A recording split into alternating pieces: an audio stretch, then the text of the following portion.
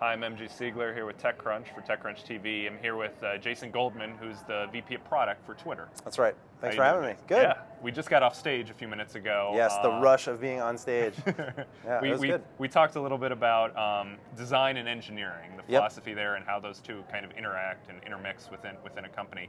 I guess one thing that you had brought up a little bit on stage was the idea that when the new Twitter came out, you guys were thinking about doing like an incremental release, and it ended up being just go for it, all in one. Well, yeah, I mean, like, we obviously still did stuff where we extensively user tested it and, took a long time, and it wasn't just like we came up with one vision and then just built that no matter what. So there's lots of iterations along the way. But when we initially started, one of the things that we wanted to do was provide a framework for additional features that we would add to Twitter. And so there was a slightly more measured approach that we were considering that was like, okay, well, let's just take almost a reskin that allows us to more modularly insert new features. Yeah.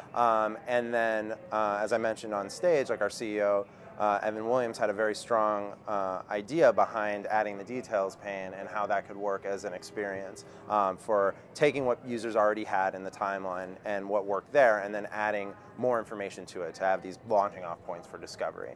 And from that initial nugget of an idea, a design and product team worked for many months on iterating and testing and proving that concept. And that actually started a little bit before you said the iPad version started, even though they look similar. They have similar concept of the different panes of information. Yeah, similar concepts behind each, and certainly, those teams talked a lot about how we would align the two product philosophies so that we had a cohesion between among the product suite. But yeah, like that work started. Yeah, that work started 6 months ago, so it started well before the iPad work did. What about going into now mobile? You've had a great experience with, you guys bought Tweety and now it's Twitter for iPhone. That's a great experience. You guys developed your own Android app. Is there any idea to doing the pane type idea too on the mobile experience? Is that too small of a screen? So the iPhone kind of has this, to some extent right now, where you can click on a tweet and you get the tweet view, and then So there's you see like somewhat of a similar thing in the same real estate there. Obviously, we'll continue to evolve those interfaces as it makes sense, and there's always will be this sort of staggered approach where one's sort of leading above the other. But like I think the iPhone experience in particular works really well for that device. Yeah.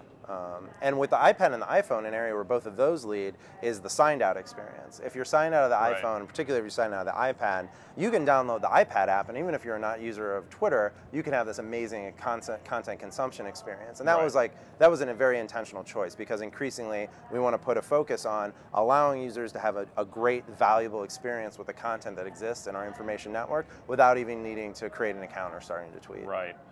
So maybe talk a little bit about new Twitter is now still a little bit under 50% rolled out, is that right? That's right. And there hasn't been a huge backlash, which is kind of surprising, I think, maybe even to you guys a little bit, because it's so different. It's the same, but it is so different that there's all these new elements going on. And we see time and time again, whenever Facebook tweaks the littlest thing, everyone, throws a hissy fit. Right. So that hasn't happened really for you guys. Yeah, I mean, all I can talk about there is like, our philosophy and how we approached it, which was to take the timeline that worked and then continue and then just add things onto it. The other thing that was really critical was having a website that felt Twittery. So there are many different versions of the site as we went along that felt, more appy or felt like less like what we felt was the core of Twitter. Yeah. And those were ones that we had to move away from or had to iterate from. Another key element was just watching users use it. We did weekly user tests with multiple users every week, and just seeing how they would react to it was really important as well. And so all of those things, I think, contributed to a successful launch. Obviously, I think at any point we could have convinced ourselves we were doing all those things and still made the wrong choices. But I think we with good judgment and a little bit of luck made the right ones and end up with a product that people love. How about the right-hand pane stuff specifically? You guys rolled out with whatever it was, 12 or so partners. Yep. Have you expanded that at all? Are you still talking with other we haven't parties? expanded. I mean, we're talking about the next ones that we'd add other media partners. Yeah. We're taking a fairly measured approach with that. We're trying to make sure that the experience we deliver there is user-centered and something that people will want to see, things that when they open the detail panes, they'll feel delighted. Some of that's not even content partnerships. Some of that's improving the related tweets that we show in the details pane, or doing more with the conversations view that we show if you're clicking on a reply. Right. So I think there's a lot of areas that of evolution that we'll get into with that new real estate, some of which we do ourselves and some of which we do through partnerships. And speaking of that, the final thing I guess I'll bring up is, that real estate, is that going to be used for this new idea of, kind of a suggested user that pays for placement, like a brand or whatnot? I know, I think Dick Costolo talked a little bit about this today at the Ad Age conference. Right? Yeah, I mean, we talked about the idea that we, there's a product idea behind promoted accounts. Yeah. And that is something we're going to do. We haven't launched it yet, so there's not like a lot more details right now. But in general, what we look at when we do any of the products in the promoted suite, be it promoted trends or promoted tweets, is we look at what areas of the site have engagement, what areas of the site are really working for users, and then the advertising that we add is a layer of content on top of that. So the accounts are just accounts, and the tweets are just tweets, and the trends are just trends,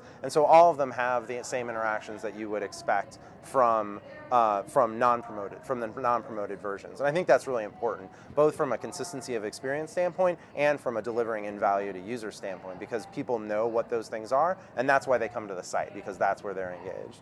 All right, well, thank you very much, Jason. Yeah, thanks so much. All right.